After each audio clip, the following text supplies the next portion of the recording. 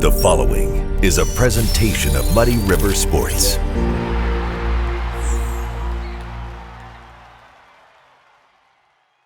Welcome to another episode of Schuck on a Truck, brought to you by Shottenkirk Toyota. We are in Shelby, Missouri.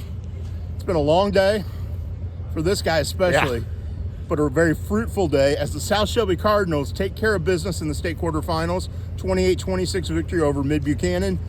And South Shelby coach Adam Gunterman, congratulations on making the semifinals. Thank you, sir. It means a lot. What a great day for our school and our program, man. Awesome. It's a long day, long road trip. Yeah. But so much worth it for your guys. I can just tell by they're tired. Oh yeah, but they're excited.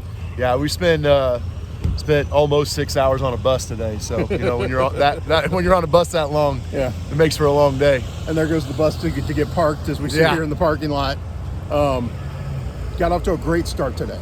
How important was that to take the lead out of the gate? It was huge. That's, to me, that was one of the things I think we've done well all year is start off hot on offense. And I thought our O-line was really spectacular in that first quarter, especially.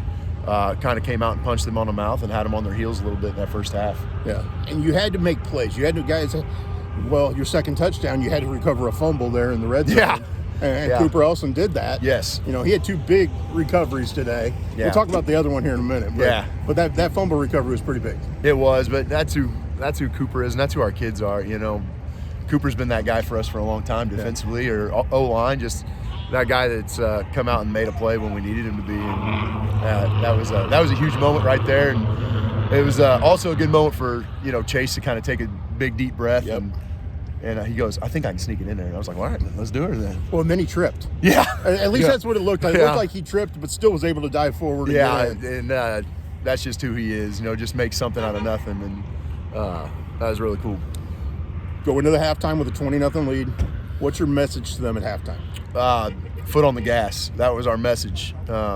Now, message in relay, super great, I don't think. But that was what we were preaching to our kids was, hey, this is a really good football team. They're 12-0. We gotta keep doing what we're doing right now. And just a couple little mistakes that kept you from really putting them away. Yeah, I really did. We started off the game, or the second half, the second play, we threw an interception, and Chase comes to the sideline and said, hey, the ball just slipped out of my hand, Coach. I got no excuse. The ball just slipped out. Happens. And I was like, hey, Chase, that's all right, man, that happened. And then we went, next possession, a first down. We fumble on a first down run. Yep. We punt on the next possession, and then we fumble on another first down run. Yeah. And so it wasn't – we had a hard time getting in our own way in that third quarter for sure. It was interesting talking to your guys they all kind of took the blame for it. They're like, it's on us. We made mistakes. We didn't, we kind of let them back in. Yeah. And they tried to get back in. They did. They came ready for you in the second half, didn't They they? did. And that just goes to their football program. They don't lose very much. No, they don't. They don't lose very much. And those guys were ready to go in that second half, and their coaching staff made some you talk about making adjustments and things like that, but really the ball just kind of rolled their way in that third quarter, and they capitalized on it almost every time. You do get the lead. You're up 28-20. They score. Yeah. You got to get a stop. Yeah. Peyton Hetherington makes the tackle on the 2-point conversion. Man, he was great on defense all night. Yeah, it was. He had one really nice long run on offense to set up a score. Peyton's a kid that has continuously got better every single game, and he's got a huge, bright future ahead of him for sure.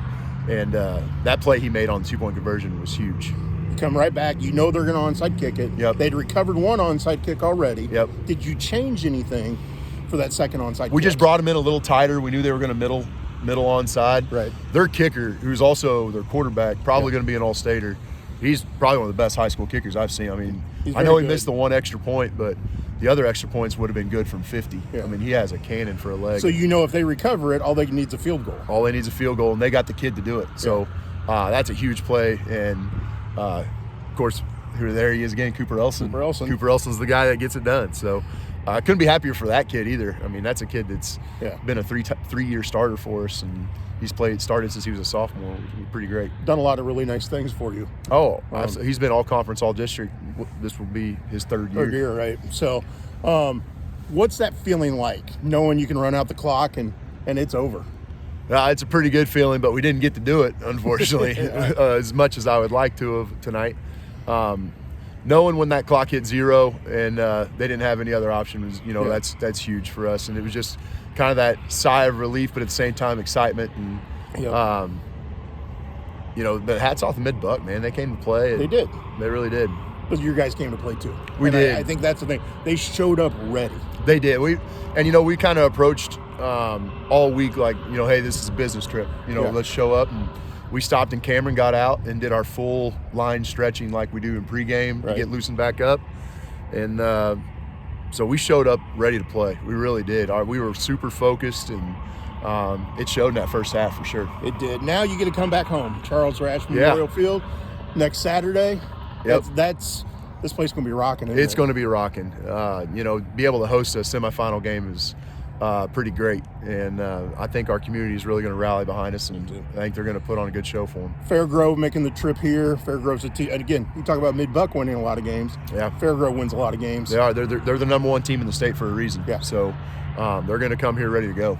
So what do you do this week to prepare?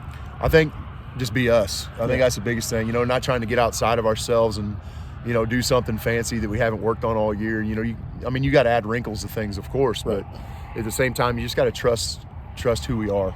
And even though it's a holiday week, we got Thanksgiving right in the middle of the week. Oh, yeah. I don't think your guys are going to let the holiday or the days off of school or the big meals or anything affect them, will they? No, and that's one of the things about us being 4-day week. They're used to having practice on a day we don't have school. Yeah. So hopefully that's kind of the the mentality that we face.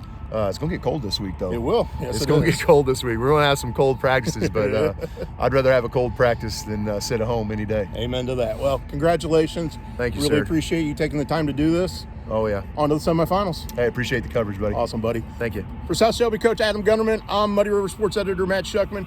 This has been another episode of Schuck on a Truck, brought to you by Shottenkirk Toyota. Muddy River Sports. Our home, our sports.